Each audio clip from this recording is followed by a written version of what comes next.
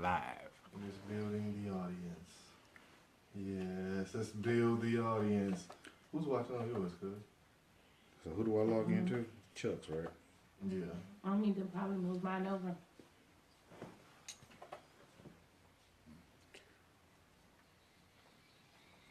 See it in front of the projector right there, Ryan, Mm-hmm. or Felicia, right there, where the remote at. Why can't I find? See the camera right there. Why can't I find? His camera. Is mine on public? I can't even find you on my damn feed. Is it on public? Who? All you gotta do is just go to Chuck Beard page.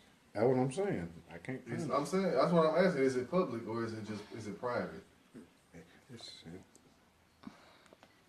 It doesn't say, it just says live and finished.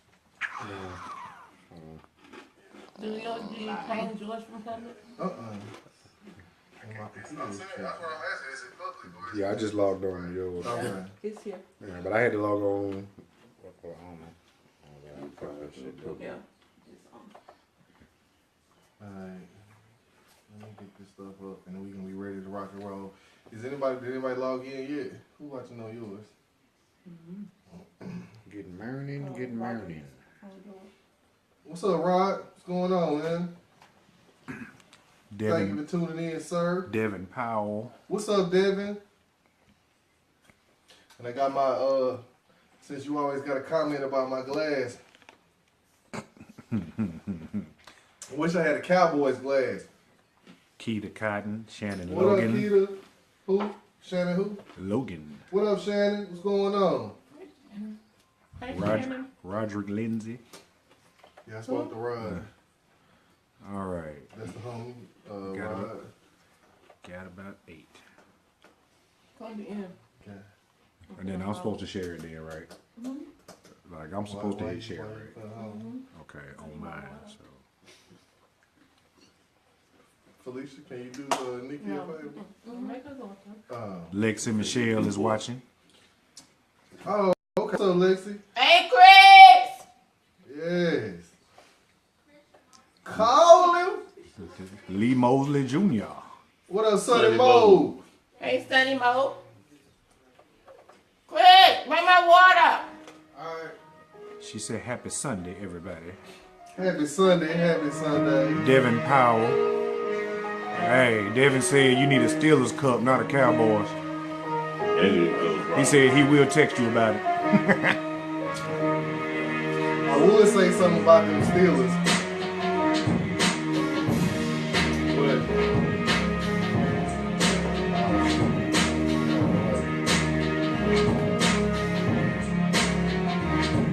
I like the angle from the side. Hey, face the camera. But see, I'm in the way.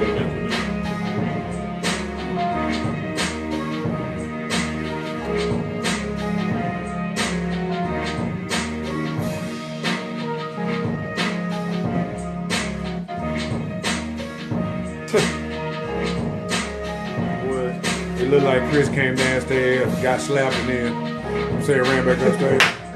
He came downstairs like,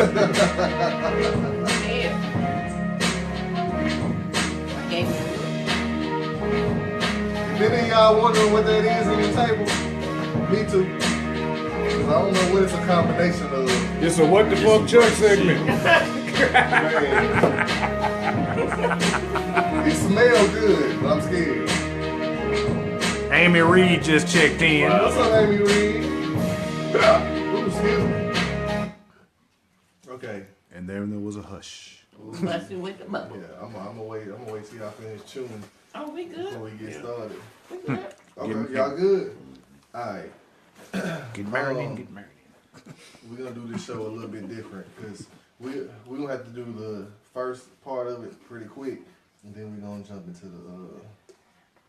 the real topic. So y'all ready? Hold on. Hold up, scoot that over so you hear Anton's voice really good.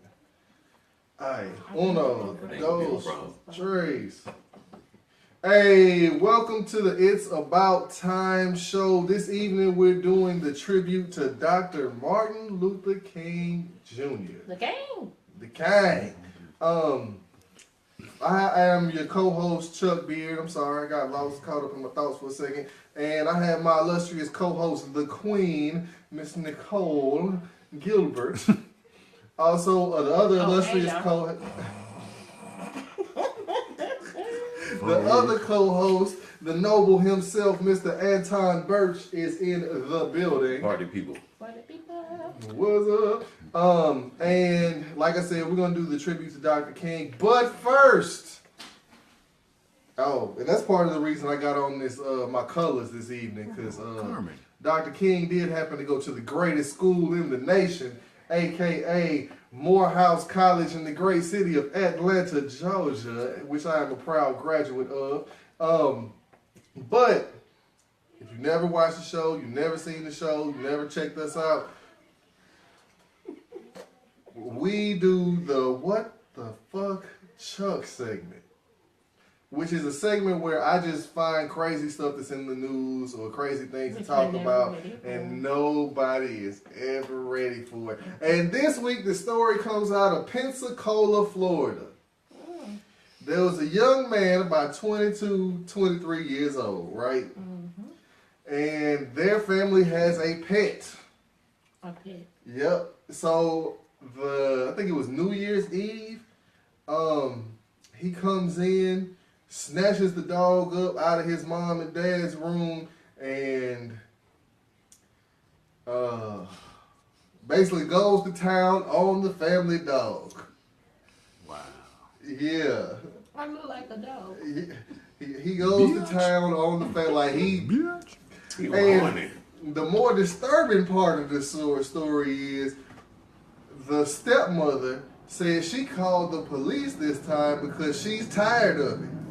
What? Yeah. She's tired of it. She's tired of it. Don't hold it. Yeah. This has been going on for 2 or 3 years. I hope the dog is a female dog. You know, it is a female dog, yeah. Yeah, it's a female dog, but I guess she allowed it. She liked it. I mean, well, no, they said that the dog used to make strange sounds and whimper, and the dog got some kind of PTSD going on, man. Her ass hurt. That's what wrong. They took the dog to Oh my goodness. to the vet. So basically, he was raping the dog. Yeah, he was raping the dog for 2-3 years. He's gonna want it, boy. Yeah, when he came and snatched the dog up out of What the bed. hell? What was you looking at when you came across this story? I Oh was my looking at gosh, Facebook. really? Gavin Young said, "Say what?" Yeah, exactly. That's what I said. That's why this segment is called that, Gavin. He had to have that puppy love. Tony Carey.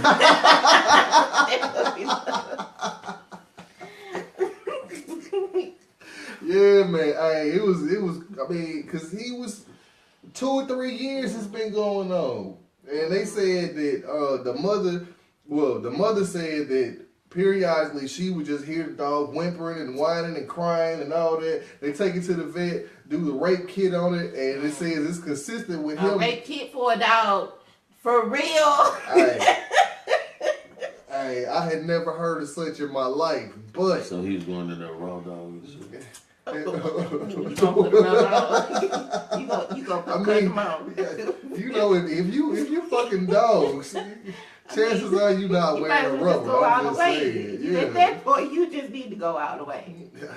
You Oh, may- little Fifi. yeah, exactly. So now I don't know if they took the dog out of the family's home, which they should have. But I think that's a given. Nino Brown said it would be like Chuck to find some shit like this. Thank you, Nino. Cotty said this is too much. hey, No, right? we always I hear. have to start improving these things because this right here. You freaking Nakia out. We always, you know. I always think Chuck. We always hear about bestiality, but you know, Don't this is a think rare they case made the where name for it it. actually made the news. So you know, I'm praying for that dog though. Damn shame with the head of that dog. Man. Does it at least say what kind of dog it was? It did, but I can't remember. It's not a little dog. He wasn't boning no Chihuahua or nothing. It was like a German Shepherd, or it might have been a boxer or something like that. It wasn't a pit bull either, though. I would remember a pit bull. Take it. Man. Take him in for some help. Man, he going to jail. Shout out to the ladies of Alpha Kappa Alpha. Oh Sorority. yeah. AKA is having their anniversary. Happy All the Founders ladies Day. of AKA Happy Founders Day. J15. Yes. That being said, though, we're gonna roll into the Queen segment. Give it to him, Queen. You got anything? I got a little something to give to you. Today's show is about Dr. Martin Luther King Jr. And so I wanted to kind of lead into what we were going to talk about today. I just want to go over a brief history, or not history, or biography of those of you that don't know who he is. A lot of you should. That's pretty much the main ones we talk about when it comes to Black history. So I just want to give y'all a brief history of who Dr. King is. Dr. Martin Luther King, he was born January 15th, 1929. Hold on, stop right there. Today, as well as being AKA's Founders Day, is Dr. Martin Luther King's birthday. Yes. So, Happy this is birthday. the day. Happy birthday, Dr. To King. the gang! All right, so Dr. Martin Luther King, he was born January 15th, 1929 in Atlanta, Georgia. He was born with the name Michael King Jr. When his father, Michael King Sr., stepped in as pastor of Ebenezer Baptist Church, he adopted the name Martin Luther King Sr. in honor of a German Protestant religious leader, Martin Luther. Therefore, Michael Jr. followed by taking on the name. So Martin Jr. grew up with an older sister, Willie Christine King, and a younger brother, Alfred Daniel King, in Atlanta, Georgia. It is said that at 12 years old, he attempted suicide because he couldn't handle his grandmother's death. He skipped the 9th grade and the 11th grade, and he started Morehouse College at the age of 15. And this was 1944. He was a typical teen for the first 2 years of college, and he was very popular, especially by the ladies. Being a preacher's kid and from a very religious background, he was encouraged to be a part of the ministry, but he originally declined. However, in his junior year, he started a Bible class, which encouraged him to renew his faith and begin a career in ministry. In 1945, he graduated from Morehouse College with a sociology degree. The house. Went on to attend Crozer Theological Seminary in Chester, Pennsylvania. He graduated valedictorian in 1951. King then went on to enroll in Boston University to study for his doctoral, to become a doctor, basically. It is said that he was accepted by many colleges like Yale, Harvard, Edinburgh, and Scotland. And while he was at Boston University, it is when he met Coretta Scott. Coretta wanted to be a singer and a musician, and she was enrolled at New England Conservatory School in Boston. They married in 1953, had 4 children, Yolanda, Martin Luther III, Dexter, and Bernice. He became pastor of his own church in 1954. He finished his PhD in 1955. Dr. Martin Luther King Jr. was only 25 years old at the time. On December 1st in 1955, he was chosen to lead a boycott that was brought on by the Rosa Parks event. The boycott lasted for 382 days. This was the start of the civil rights career that he wanted, and while this was going on, his first child, Yolanda, was born that same year in 1955. Now, through the years, about 10 years, he struggled quite a bit. He even suffered from attempt assassination, being stabbed by a woman. He wrote a book. The book was called, I want to say, Stride Towards Freedom. And he was at a signing, and they want to say a mentally disabled lady came and attacked him and stabbed and tried to stab him to death. Somebody got paid to try and stab him, and they tried to cover it up like they always Yeah. do. Within that 10 year span, he was arrested around 30 times. In April of 1968, King went to Memphis to support the strike of the city's black garbage workers. He held a speech that night, and this is some of what he said. Like anybody, I would like to live a long life. Longevity has its place, but I'm not concerned about that now. I've seen the promised land. I may not get there with you, but I want you to know tonight that we, as people, will get to the promised land. And I'm happy tonight. I'm not worried about anything. I'm not fearing any man. Mine eyes have seen the glory of the coming of the Lord. The day was April 3rd when he did that speech. This was the day before he was assassinated on April 4th, 1968. Dr. Martin Luther King Jr. and George Washington are the only two Americans to have their birthday observed as a national holiday. All hail the king. I want to say also, because I know Anton said it last week in the show, if you've never been to the Civil Rights Museum in Memphis, please, by all means go. Because what it is, they have the room set up at the Lorraine Motel exactly like it was when he was assassinated, right? And you actually get the chance to walk out onto the balcony and stand in the exact spot that he stood when he lost his life. Yep. And they got Mahalia Jackson playing, like I guess it's on a loop or whatever. And like just to stand there and see that part of history, it'll take your breath away. The whole museum itself. Yeah. Well, I know even the one down when they had the one in Atlanta, it was very moving. Yeah. But to be in the at actual, that one, I can imagine. Man, that when you stand there in that spot, it's chilling. And you said something else. His name? No. He was like in the Martin Luther King exhibit in Atlanta, or the King Center in Atlanta. They actually have somebody tried to shoot him, and they shot him in the chest, but he had a Bible in his pocket.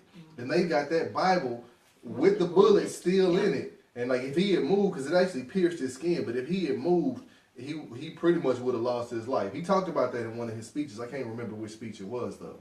But okay, was that okay? That was it. Now we're gonna move from that. That seems a little awkward. To go to my nigga of the week. My nigga of the week. Yes, people, once again, it's time for my nigga of the week. And I know I've been on a recurring theme for the past 3-4 weeks about the Obamas and Barack, and then last week was Michelle. But this week I'm going to go with Representative Cory Booker out of New Jersey. Yes. For testifying against Jeff Sessions. Yeah. In this confirmation hearing. It was some great stuff. I didn't write out any quotes, but I did get to see a majority of it. And yeah, to put that man, If you could go back and look at some clips, because there are some out there with him speaking himself on the issue, please go back and look at it. And then there was a story that came out not too long ago. I want to say it was somebody, was it BuzzFeed? Somebody leaked a letter from Coretta Scott. Yeah. No, that was the Washington Journal, Washington Post. Okay. They leaked a letter from Coretta Scott King that she had written 1986. 1986, when this same man was trying to go up for a judgeship. Yeah. Yeah. The So federal the judgeship. federal he said judgeship. some out the way. So yeah, he was considered a racist then. So it's funny how it just kind of comes full circle, kind of. The truth will always come out. You know? It's always gonna come out. It's always gonna come out. So I think that Cory Booker, that's a good my nigga of the week, because what he did, Yeah. Nobody's done before. nobody has ever done And before. nobody wanted to stand up and say Nobody. the same thing. Yeah, so that's what's up. Yeah. All right. That being said, because we're gonna do the show a little bit different today, we're gonna do shout outs now instead of at the end of the show. Because we're just gonna close out and y'all will see when we get there. But Tamara, Ron Beard. Well, hey, Ron Beard. What up, sis? Hey, Tamara. Big brother. Tony So- Kerrigan said everything will come to light. Yes, it will. Anton, you got shout outs you want to do? To all the people out there on the struggle, get your grind on. Yeah. Continue Yeah. to do what you need to do for your family and friends. To my little dude, RGB, Hey, everybody in the family. And that's what's up. Okay. Nikki Shout out to Cole. the boys. Shout out to Chris. All right, and I'm gonna shout out. First of all, Lawrence Woods, Lawrence King LED Woods, right? He came and surprised me here in Chattanooga this week. He's actually somebody that's provided beats for the show, and I hadn't seen him in over 10 years, so it was good to see him. Also got a shout out. Oh my goodness, the Hamilton County Black Caucus had the coalition meeting on this Thursday and got the people's agenda together. So if you have not liked the Hamilton County Black Caucus page, please go out on Facebook and like it, because we're trying to turn it into a movement and we're trying to reach a bunch of people. And it was over 1,100 views on the video that we put up on Facebook Live. You can go see it yourself. Also, excuse me, got to shout out Georgette Pierre. She was on the show last week. Shout out, and I saw her video. Yeah, she actually got nominated by the Black Hollywood. I You forgot go, the girl. Black Hollywood Film Festival. She got nominated by that this week. So That's what's up. congratulations to Georgette Big Pierre. ups, Georgia. And I think that's pretty much all of my shout-outs. So that being said, we're gonna take a quick break. We actually have a poetic interlude, so everybody watching Facebook Live, y'all can hear it too. I'm gonna go ahead and play it. But then, everybody on SoundCloud, y'all will hear the poetic interlude in its entirety. All right, so here, hold up, let me get it up. Y'all don't shoot me, don't beat me. No. I'm gonna shoot him in his pinky toe. Ron Beard says what's happening. Come on, man. No. Here we go. Here it is. On Facebook Live. Can y'all hear it?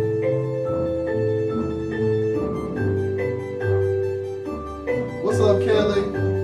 Tamara, what's happening? Oh, dang. That's not it. I was like, I don't remember no music, man. Nah, it was music on it. It was definitely music I'm on gonna it. go Let get me me find some it. more. As soon as I leave, I'm gonna go home and fry up some stuff.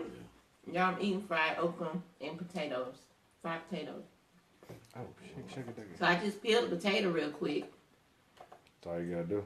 and Oh. took Pretty some okra tasty. that I had in the Shout out to freezer. Kadi. Yeah, Say what's up, Kylie? Inyo, Kadi. Cardi, hey Henderson Cardi. Damn. That's a whole lot of names, though. All right. I'm just What? saying. I ain't judging, though. Say the Cardi, say the name again. Inyo, Kadi, Henderson, Wooden. Oh, in your. Here it Inyo. In Inyo. In Like it's in your Y. face. She said, Right. "You Without the face. Yeah.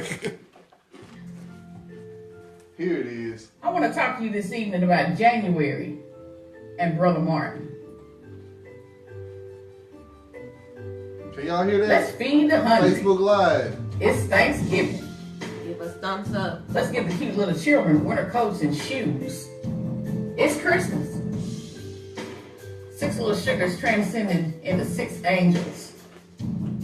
Lord, let us come together. We get all unified. My friend lost a brother and a niece in less than 6 months' time in this small town we call Chattanooga. But he still celebrated his birthday, and his spitting image little son woke him that very night at midnight just to play.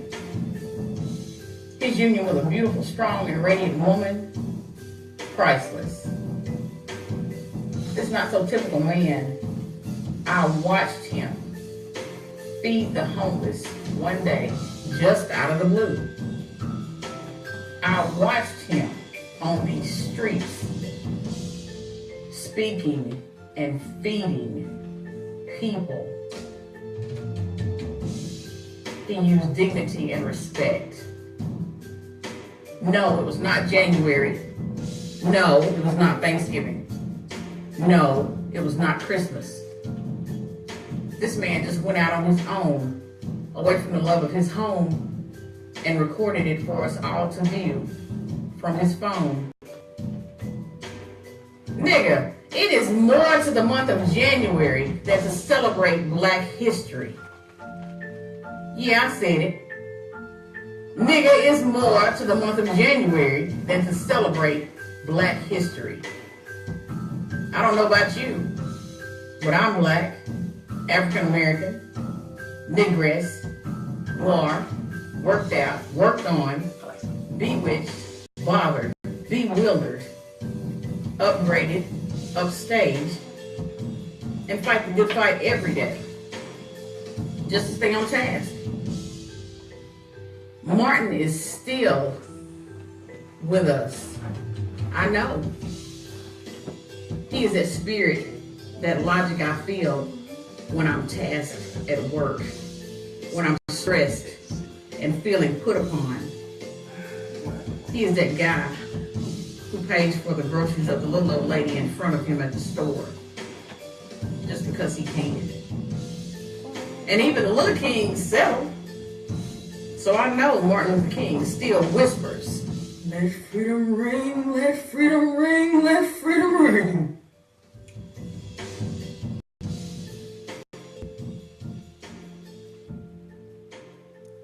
Nicole Jackson just What up, tuned in. Duffy? Nicole Jackson. Okay. You could call somebody every now and then. Never. But it's alright. It's alright, Duffy.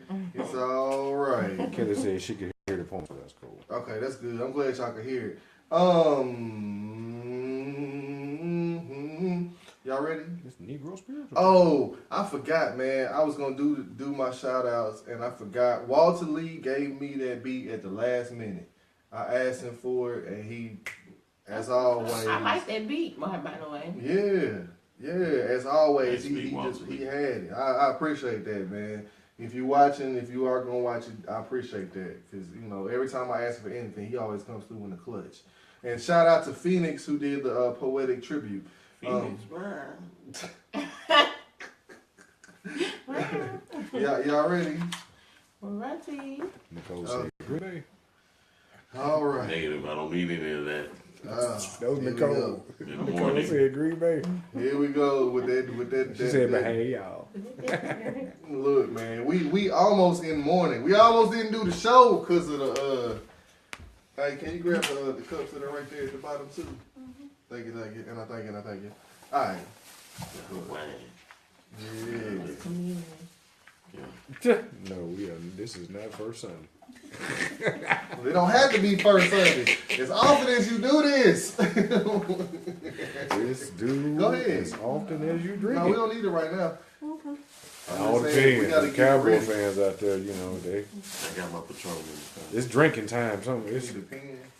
all bars in America ought to have half off right about now. Oh shoot, I had a pen on the table at one point in time. Come on. Oh, okay.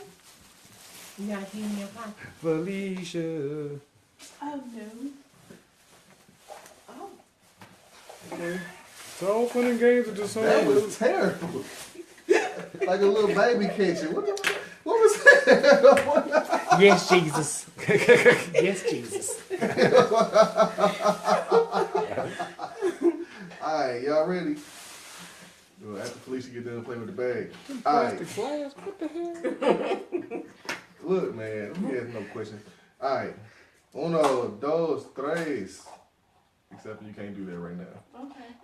What, so what? No, I said grab it. I didn't say start it. I just said Passive grab it. aggressive. Yeah. Slow down. Speak it up. Sit down, stand up. Y'all stupid. Alright, y'all ready? Hold the camera. Me? Jesus is on the camera. It's the longest selfie stick in the world. But you heard about my third leg? Man, what? No, I was say so. Alright, y'all ready? Uno, dos, tres. Hey, welcome back to the It's About Time show. This week, like we said, we're doing the tribute to Dr. Martin Luther King Jr. And I chose his Drum Major for Justice speech to talk about. This was the last. Actually, it's a sermon. It's not necessarily a speech. It's his sermon. This was the last sermon that he gave. It was actually given on February 4th, 1968. If you go to the It's About Time show Facebook page, you can see the YouTube clip of the sermon, right? And it's a lot of stuff that he said in this sermon that I wanted to talk about because I feel like a lot of it is relevant to what we're going through right now today. And, we'll get into it. But basically, he talks about the drum major instinct, right? And I know y'all are asking, what is the drum major instinct? And he defines it in the speech as saying, we all have the drum major instinct. And I'm quoting now. We all want to be important, to surpass others, to achieve distinction, to lead the parade. Alfred Adler said Alfred Adler, the great psychoanalyst, contends that this is the dominant impulse.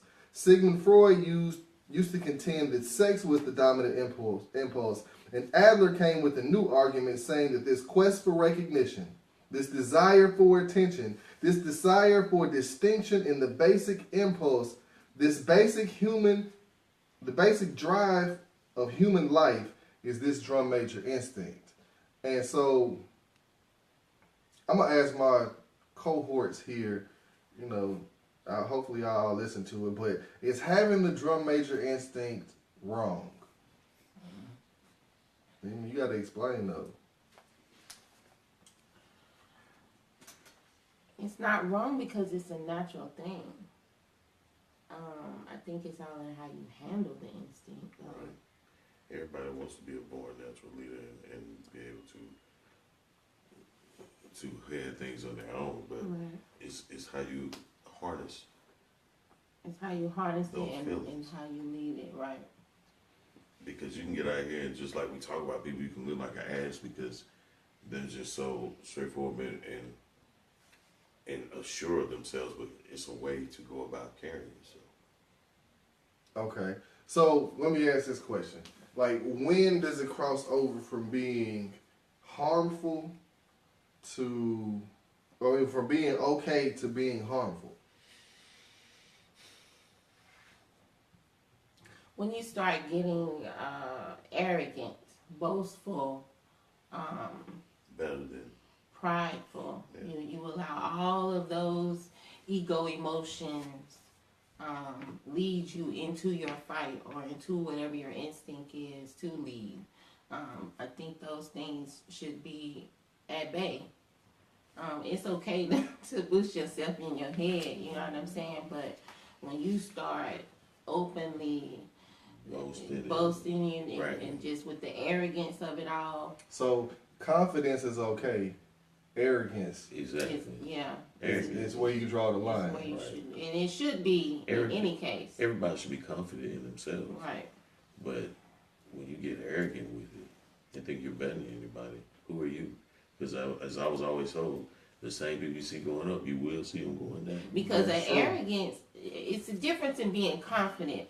But I'm confident enough to know that my next fellow sister or my next fellow brother can do the same exact thing, and That's we can right. accomplish the same exact dream, if not better. And I would have the faith that my sister or my brother will help me get to whatever level that need be. But when you're talking about arrogance, you're talking about I'm better than Tonton, and no matter what I do, he ain't gonna be able to come to my level because I'm always better than him. And you just can't go into it like that because that's immediate. I want to say fear. To me, when you portray that, that's an insecurity. And anything you dealing with insecurity is never good. Okay. I'll say a question for later. And he said this. I'm gonna quote the speech a few more times. Actually, I'm gonna quote the speech a bunch while we're talking. This is another quote. It says, "Now the presence of the drum major instinct is why so many people are joiners. There are some people who just join everything. And it's really a quest for attention and recognition and importance. And they get names that give them that impression. He also talks about it when he says, you know, people join groups and it causes them to become, let me see if I can find the quote here. It causes them to become, I can't find the word. Oh, causes them to have snobbish exclusivism. And I know we all know somebody that feels like because I'm part of this, Oh yes. I'm much better than everybody yes. else. Oh yes. Or if I become a part of this circle, Yeah. it makes me on a higher, Yeah. And so, like, okay, and to me, I'm just gonna say it like this. I'm gonna put it out there. It seems like a lot of those people that had that instinct are the ones that now that we are in a post-integrated society are the ones that get up and leave the hood because they feel like they better than the hood. And y'all can disagree with me if you want to. I don't think it's not necessarily. I understand what you're saying, and there are some out there. But there are some that do leave the hood and still go back, and not forget where they actually came from. But I totally see what you're saying. There are some human beings that will leave the hood and forget totally where they came from, and they too good to go back. Yes. Forget about what structured and molded them Exactly. to become what they are. The hood is what made you. If that's what you want to call it, the ghetto, the suburbs, or whatever you may want to call it. That's what made you. That's what molded you. You should always be able to go back comfortably. You should always be able to go back willingly, just to contribute, whether it be your words, your kindness, your money, your time, your whatever the case may be. But yeah, I see what you're saying. So I mean, that It's being snobbish said, is that arrogance So when too. did leaving the hood become a bad thing, though?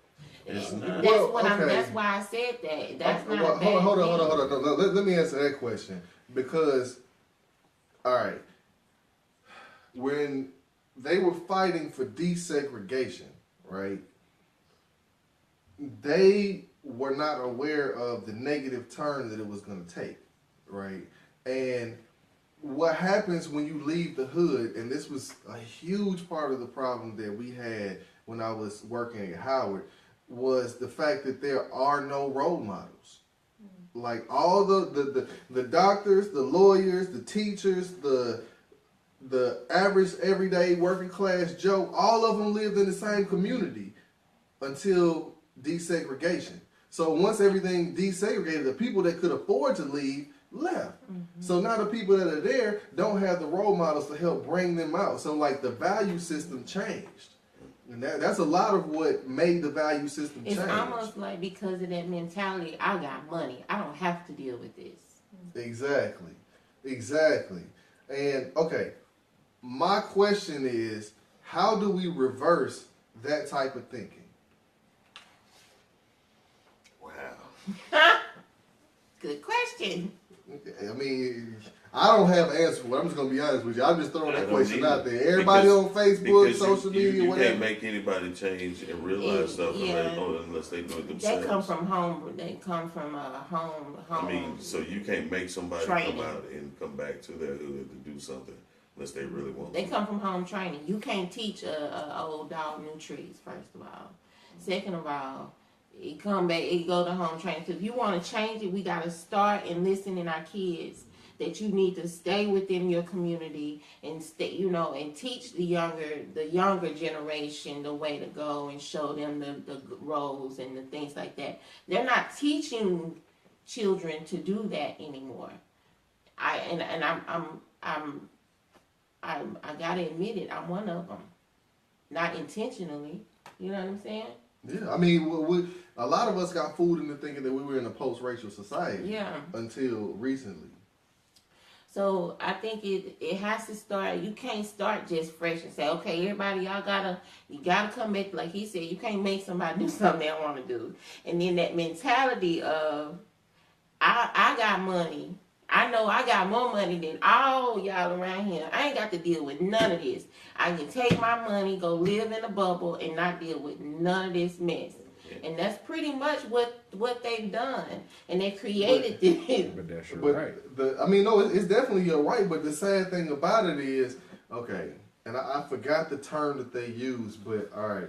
Once more than 3 black families go into a neighborhood, it's the property value starts going down, right? And like banks look at it this way. This is how they lend out money. This is how they do what's the word? Appraisals.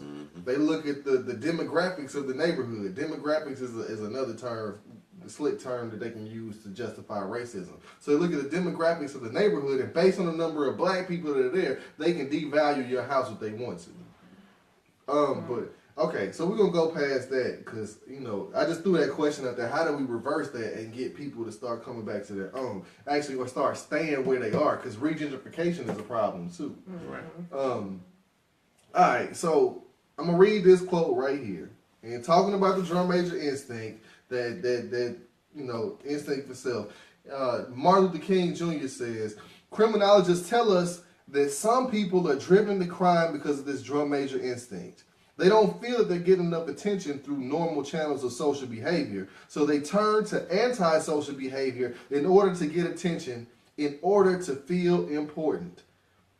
And my question to y'all is that what we're seeing on social media, i.e. World Star and the little kids that, not little kids, but the young people that basically tortured the handicapped dude and Facebook lived it? Yep. Is that what we're starting to see now? And then, like, how do we get away from that? Because it's an attention. It's an attention thing. If I get this attention, no matter what the attention is, if it's negative, positive, I get the attention. That means I'm important in some kind of way. Yes. I'm important. I Do you get my remember little back in the shine. day? And this is go back to where this instinct is natural.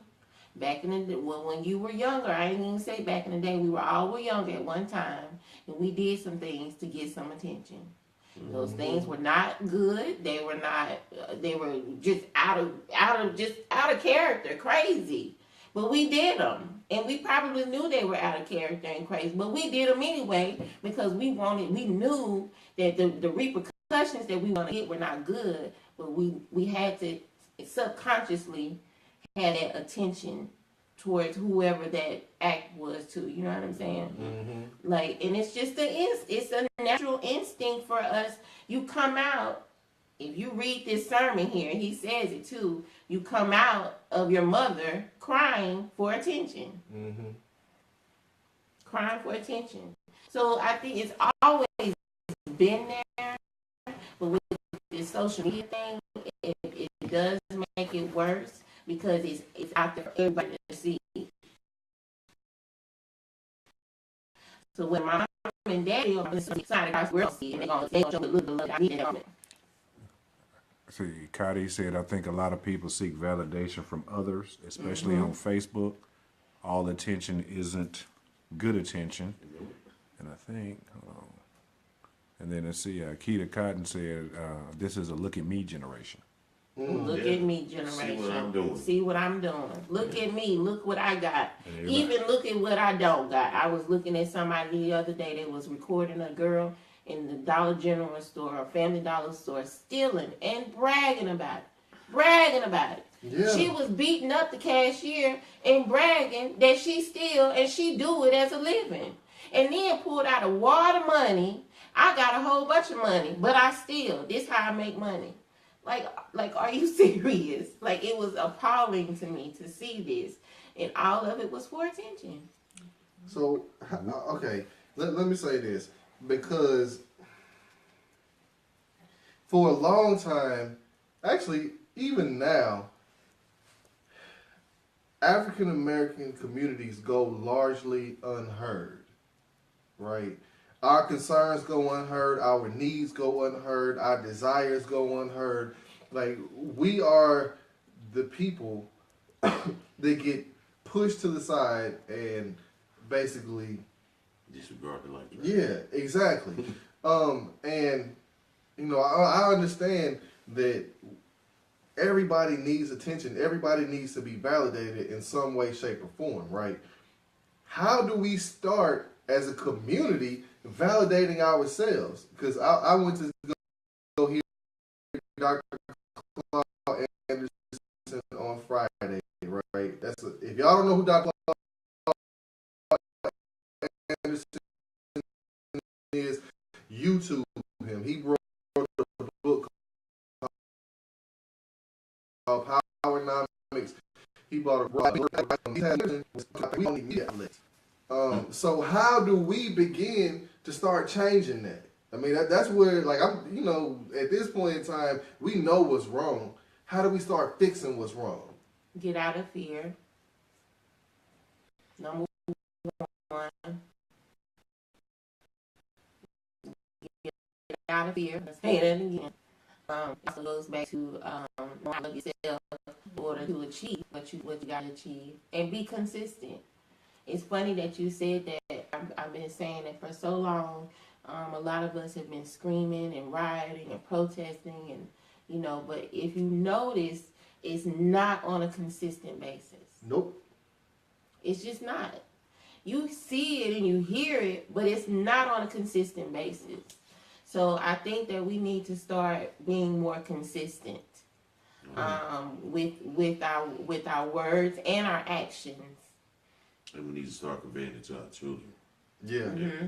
Get back to Passing the it to our place you can be children. whatever you want to be, not just this, that, and the third. Rappers and basketball players, but we need to convey that to our children so that they will be encouraged to do something different that they might enjoy and make an impact in this world. Keita said, Not only in the community. Keita Cotton said, we let the genie out the bottle. World Wide Web. I mean, everything we do. It's at a blink of it. Like now, Yeah. we live right Yeah. now. You sitting in our homes Right? Yeah. right now. And on the validation point that Cuddy put, I said, even if you watched it, shook your head, dismissed it, talked shit about it, you still looked at it. Yep. Which, if they're basing their validation on likes and shares, They still getting that they feel attention. validated. That's that attention. They still getting that Yeah, attention. a number of views is what it is. All right, so we're gonna move past that because I'm gonna go to this other part that I was looking at, right? And Dr. King says,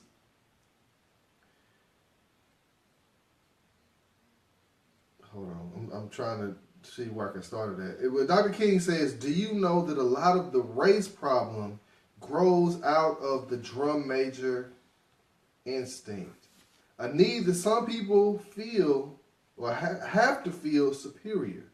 A need that some people have to feel that they are first and to feel that their white skin ordained them to be first. And, okay, that's typically the basis of racism, right? But my question is that also what we're seeing in the judicial system? And how do we begin to reverse that? I mean, that's all the questions that I have today. How do we begin to change all of this stuff that we see? At this point, it starts back at home in home training.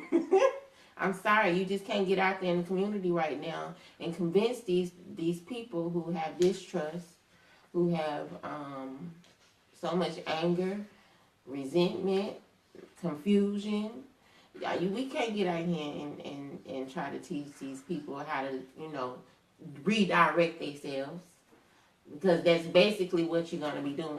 Redirecting your thoughts, your mind frame, Okay, let me stop you. Let me stop you. Because I think, and I apologize for cutting you off, I think we can do that. Because if you look at what happens, most of the time that black males are incarcerated is when they actually start educating themselves. But the only way that I see us doing that is if we take some of the most powerful people in the country right now and probably have a social media access, something like that, for them to be consistent.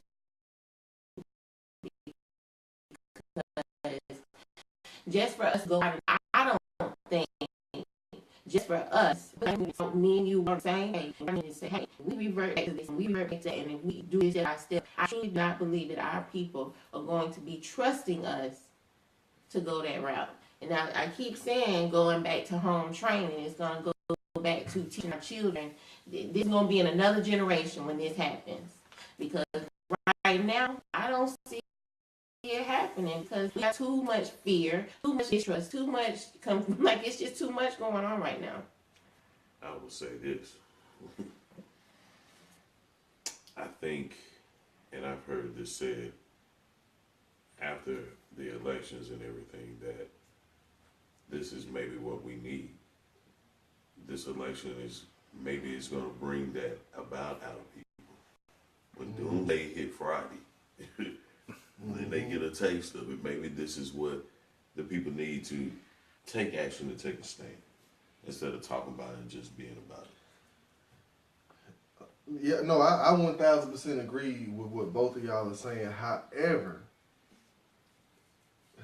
I mean, people can. I mean, the system's so broken. The people that need to be in don't get in, or they don't. It's too much of a good old boy network amongst boosters and backers and campaign managers and runners and all that, man. Because I really believe in order to make change, it's a financial barrier. You got to go behind it. Right. And it's got to hurt somebody's pockets. And black folks right now wouldn't give up their little money that they do got. Right. yeah, that is true. A lot of people can't afford to give up a little Can't bit. that afford they to get, but if you notice back in the day, they couldn't afford it either.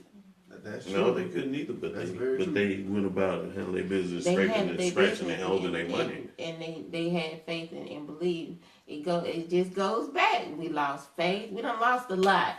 So it's trying to rebuild everything that we lost and then move forward. Because you can move forward in the process of rebuilding what you lost. Friend of the show, Felicia Cotton, says, to end racism, we must combat it everywhere it lives and thrives. We must confront ourselves in our communities and in our nation. No one person can do it all or do it alone, but we can all do things to help, and in doing so, work collectively to end racism. Read that quote. Ben says, I believe by nature people are social, but we are also more social with like kind by nature. Black ants don't hang with red ants, but they're not at war because they don't have their own territories. Black people are about the only people that's lost their own territory. We've been spliced among the world and pitted against each other, and white people are only being people, I think. They want the best for their kind and think their side is the best. Black people need to take back their heritage and who we are. That's what He said a mouthful. you that said something right there. one. You This said a Benjamin lot with that one, Whitaker. Mr. Benjamin. Thank you for your comment. Thank you, Yeah, Felicia, for thank you your for that. comment And that's too. real talk. I but appreciate that. Most of these black folk are gonna be fearful Yeah, Yeah. I because mean, they don't know another way. wait, okay. And exactly. That's what I said. That mentality. We gotta rebuild. the thing is, okay, in the 60s when they had the civil rights struggle, we look at it like everybody was a part of it, right? Less than 10% of black people in the community were willing to even participate in it. Less than 10%. So if we can get 10% of people to start looking and thinking along these lines, that 10%, then I forgot his name, called him Talented 10th. If we can get that 10% of people to start thinking along these lines, how can we start changing the community? How can we start this? How can we bring morality back?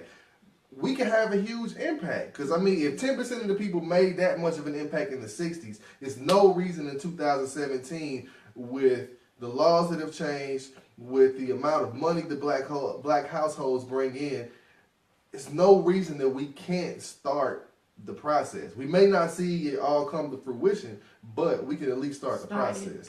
All right, so now we're going to go to the next quote that I was gonna bring out from the speech. Like I say, y'all, please go read his last speech, or sermon. I'm sorry, the Drum Major Instinct. You got it on YouTube because I've been listening to it in my car all week. Basically, Martin Luther King was telling a story about him being locked up in the Birmingham jail, right? Now, if you haven't read the letter from the Birmingham jail, also read that. You're gonna need a dictionary when you read it, but also read the letter from the Birmingham jail. But he was locked up in the jail in Birmingham. While he was in jail, he was preaching and teaching, and like the guards, who happened to all be white, were challenging them about their views on segregation, their views on racism, and all that stuff, right? So Martin Luther King gets into a conversation with the guards, and he asked them how much did they make, and they told him, and then and I'm gonna quote right now. He says, "Now you know what? You ought to be marching with us. You're just as poor as Negroes." And I said, you are put in the position of supporting your oppressor, because through prejudice and blindness, you fail to see that the same forces that oppress Negroes in American society oppress poor white people. So my question right now is, are poor white folks as bad off as poor black people? Yeah, but they know how to work the system. They can work the system. Obviously, I don't not if think they they don't broke know with how the to black work the people. system, but they can work the system. They have that. You still have that in their favor. I think it's worse because wouldn't a white person, if they had access to the means and they're still living as poor as black people, wouldn't that kind of They add a kinda bit of makes them embarrassment worse. and, Yeah. and, Well, and a yes, little because- angry? Because they Because- look at it, and I know families, they keep it in the family.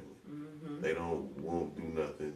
Just go up there That's and get that. a check. I got a whole bunch of money. I ain't got to deal with this. So I'm gonna move my family up here to this bubble, and we gonna make our own family, and fuck them down there on the hill. So that's Right. That's that mentality. We talk about the black mentality. Look at what they And do. they look at us worse, but they get more free commodities then- and services They than are. anybody. They are. We are the. They just as worse. They just as bad off as we are. Yes. I mean, if we was put down in a, like if it was a hole, I think they could dig themselves out a little bit quicker. Based on just the color of their skin. True. And of course, we all know if we all in the hole, if all us in the hole right now, and it's the same amount of white folks in their hole, and we all make the same amount of money, we live in the same neighborhood, who they gonna come save? It won't be us. Actually, Well, you already said with more than 3 of us, the property value is already going down. Right? So they're probably not so inclined. yeah. Let's see. Hold on. Felicia says, I guess in relation to each one, in doing what they can, listen to, validate, and ally with people who report personal and systemic racism. Most people of color report. Whites do not take claims of racism seriously. It's time to stop defending the idea of a post-racial society and recognize instead that we live in a racist society. They Listen don't to- want to recognize They that they can't got that recognize power. because they don't have to go through. They don't go through it. So Listen to and trust those that report racism, because anti-racism begins with basic respect for all people. Carmen Davis says, Hey, Carmen. Thank you for tuning in. they, if you can convince the lowest white man he's better than the best colored man, he won't notice you're picking his pocket. Hell, give him somebody to look down on and he'll empty his pockets for you. Is that a Malcolm X quote? President Lyndon B. Johnson. Yeah, I thought I was gonna say I that heard was that a one before. that was a presidential quote. Can you all believe? Hold on. No. We gotta stop. We gotta Let me stop. read that right one there. again. No, don't read it again. But if y'all didn't realize how demonic this society is, I couldn't get the word out. I apologize. If we all didn't realize how demonic this society is, the president, the head person in office, said that all we gotta do to divide these poor people is to tell the white people that they're better than the black person just because they breathing. Yep. And it worked. worked. It worked. It worked. Man. But hold up, now we can't do any more right now because we gotta take this quick break. When when we come back from the break, and everybody on Facebook Live, please stay with us. But when we come back from the break, we're going to go ahead and wrap the show up. Like I said, we're going to wrap it up a little bit differently this evening. So give us like 1 minute, maybe 2, and we'll be right back with you. All right. I'll start dropping comments. Huh? Cody was like, part of me don't have any empathy for poor white people. They still have a step ahead. Exactly. Just I don't because of the feel color sorry for him of either, their Cotty. skin. You know, shit. I don't feel sorry for him that at sound all. like the Chris Rock joke. Chris Rock told a joke. He said, if I see a white bum on the street, I'm like, no reason for that. I mean, really? Like, that's some bullshit. That's they parents' fault. Yeah. Man. See, Felicia not And trying to it was live in probably the a chat curse room. put on Like, their family. like I said, we don't feel like, One of them slept with a nigga, so they Oh, couldn't so come you back over in the there house no poking over more. there on the side and shit. Oh, Hey. she moved the muscle. I'm like, for real, she over there doing something? I'm trying to, hey, we trying to keep this chat No, going. baby, Hey, we start not on typing the chat. Periscope. I thought about it, but I don't know too many people that get on Periscope. Hey, Carmen, that was a deep ass quote. I appreciate that. Man, yeah, thank you, Carmen. We appreciate that quote. Yeah, Carmen, that was the shit. Let's see what Michael Robertson is watching. Hey, Michael Robinson. Oh, yeah, Robertson. yeah. Robertson. That's the I'm homie sorry, Mr. from Robertson. Nashville, man. Oh. That's my dude. He went to the church. What up, Mike?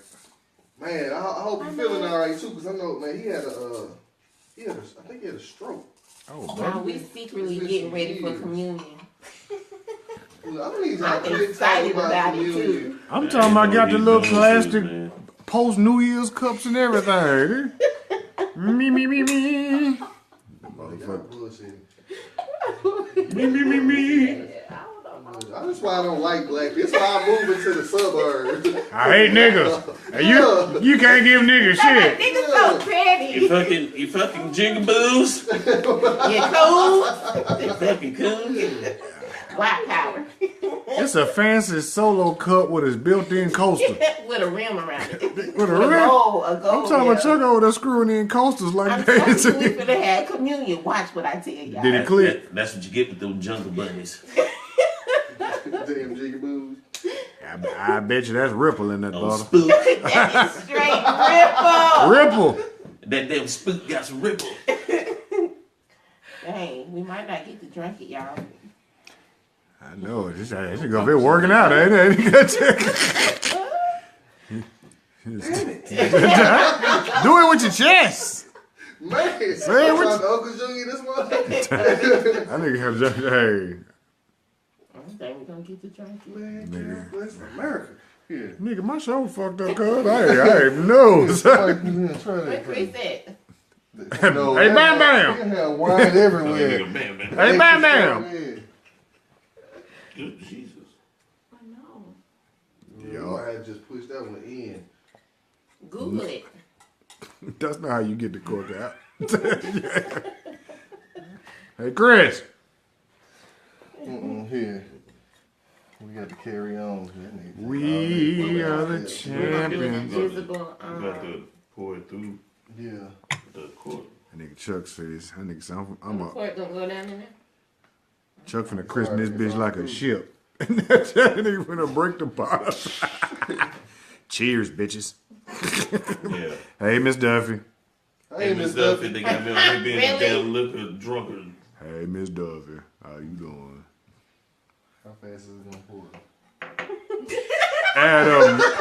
Cause the cork, boy, y'all some, boy, y'all some special you ain't got Negroes, one boy. up there where to push it and I bring it have up? one of those in my Yeah, eye. like you do that and then it. Yeah. Yeah, you. Damn. There you There go. you go. Goddamn Hercules. Here to use that dum-dum shrimp. I'm tired now. Colt Seavers. How the hell are you? I'm great. Hi, Colt Seaver. B Angel, what up? Which one? That's his government name. Yeah, don't drink That yet. was mine. It's like it said red velvet on the front of that shit. I'm kind of does. scared. Hey, Monica. We about to have communion. What Fred say you drinking that champagne? You drinking? Don't put that much in mine, cause I won't drink it.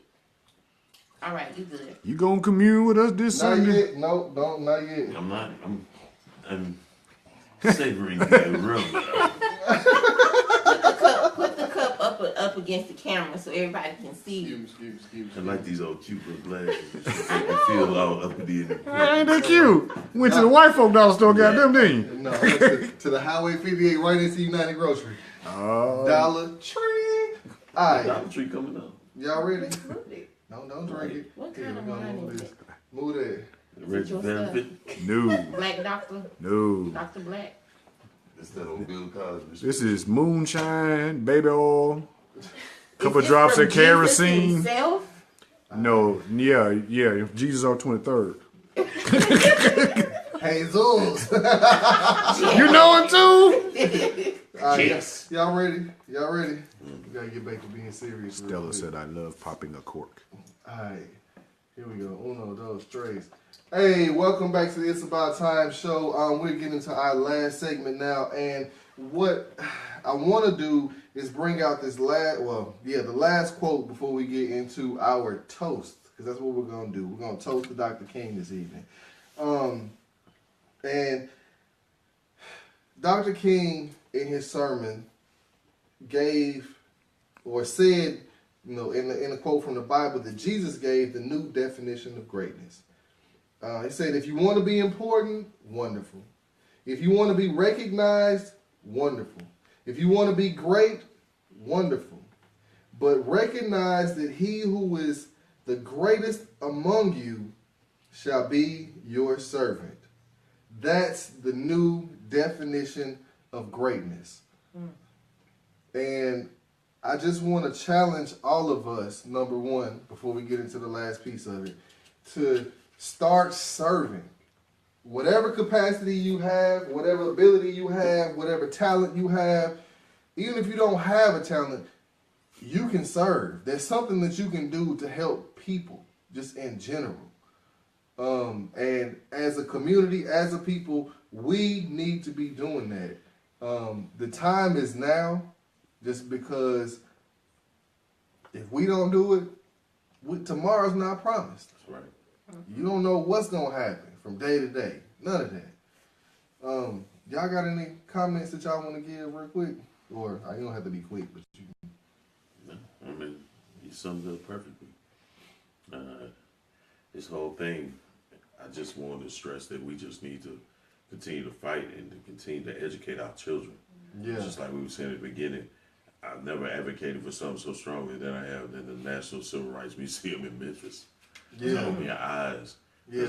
As I tell my parents, the further we get away from them, the further that truth and what really happened is getting away from these kids. So, I mean, that's. I heard someone say the other day that Martin Luther King was overrated, and I could be a little angry with that, but I could also be a little understanding with that. And I think Martin Luther King was a great man, no doubt about that. But when we're talking about our Black history, we need to expand a little bit more, because it's more. Yeah. He's not the only It's piece more of than Black just history. Dr. Martin Luther King out there. There's a lot of history, a lot of stuff that these kids probably don't know. Speaking Yeah. of, I hope everybody watched Hidden Figures. Yeah. I heard it was very powerful. Yeah. I don't have anything to say. I think I appreciate the show today and what we talked about. That is the point of our show, is to bring light to certain situations. And I'm glad that we didn't talk about the ordinary things that you would hear about Martin Luther King, Right. on the regular mainstream. We wanted to bring and shed light to you some things that, a lot of people don't hear on a regular basis. Man, and you said that, and I was gonna say it earlier. I'm so tired of hearing "we have a dream." I have a I have a dream. dream. Yeah, that's It has its place, but that's not it. The man did and said so many more powerful things than that, which is why I wanted to bring out the Drum Major Instinct sermon that he gave. Go ahead. Wow, the comments kind of going off that. Colt said, "Have you touched on the quote? I fear I have integrated my people into a burning house." No, we didn't get on that. You have to go back and watch. But no, we just strictly talked about the Drum Major Instinct this evening, B. Then he says, educating our children must not supremely rely on public education, but the private we hold at home. That's right. Malcolm X said, "You're a fool." I'm paraphrasing what he said. You're a fool if you expect your oppressor to educate you. No, they're not gonna tell you everything. Carmen Davis came back and said that quote has been on my mind during this discussion. Dr. King realized that the struggle for integration was going to turn into the struggle for economic power. Yep. Once he started focusing on the poor people movement, that's when they got felt like they murdered. had to kill him. Yep. I mean, because the thing is, had integration, I'm happy that it happened. I'm glad that I've benefited from it. However, in the long run, what it's done is giving us the right to spend our money wherever we want to spend our money. As opposed to, our money used to turn over in our own communities, and now we don't get that anymore. I'm not saying anything negative about integration. However, what I am saying is that the benefit that we were looking for is not what happened with integration. Damn, okay. So, is there more comments? Cole said Harry Belafonte said it about one of his last conversations with Martin. You can Google it. Cody said we don't need to depend on a public education to educate our children. History books are already being whitewashed and watered down. Yep. Keita Cotton says we need to educate our children of other hidden figures. It's our history, not his story. That's right. Exactly. And Colt Seaver said the civil rights movement eventually turned into a consumer rights movement. Exactly. That's what it is. That's what it's exactly become. what it is. Well, damn, all right, peanut so- gallery. Well, we gonna do something special for the month of February. Like, we're gonna kind of change up the format. I'm gonna discuss it with my co-host here because I got an idea about how we should proceed in the month of February. But for tonight's show, because we're getting ready to wrap everything up, I'm gonna go back to the drum major instinct speech, and I'm gonna quote Dr. King again. He said, "Every now and then, I guess we think realistically about that day when we will be victimized with what is life's common denominator. That's something that we call death. We all think about it. And every now and then, when I think about my own death, and I think about my own funeral, and I don't think of it in a morbid sense, and every now and then I ask myself, what is it that I would once said? And I leave the word to you this morning. If any of you are around me when I have to meet my day, I don't want a long funeral. And if you get somebody to deliver the eulogy, tell them not to talk too long. And every now and then, I wonder what I want them to say. Tell them not to mention that I have a Nobel Peace Prize. That isn't important. Tell them not to mention that I have 300 or 400 other awards. That's not important. Tell them not to mention where I went to school. I'd like somebody to mention that day that Martin Luther King Jr. tried to give his life serving others. I'd like for somebody to say that day that Martin Luther King Jr. tried to love somebody. I want you to say that day that I tried to be right on the war question. I want you to be able to say that day I did try to feed the hungry. And I want you to be able to say that day that I did try in my life to clothe those who were naked. I want you to say on that day that I did try in my life to visit those who were in prison. I want you to say that I tried to love and serve humanity. Yes, if you want to say that I was a drum major, say that I was a drum major for justice. Say that I was a drum major for peace. I was a drum major for righteousness. And all of those other shallow things will not matter. I won't have any money to leave behind. I won't have the fine and luxurious things of life to leave behind. But I just want you to leave a committed life behind. And that's all I have to say. So on this evening, Dr. King, we toast you. We thank you for your life. We thank you for your legacy. We thank you for all the things that we are now benefiting from. We thank you. We appreciate you. And we take this toast in remembrance of you.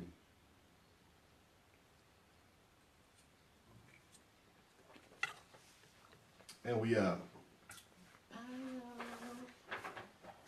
See you later. Cut it off here. Yeah, go ahead.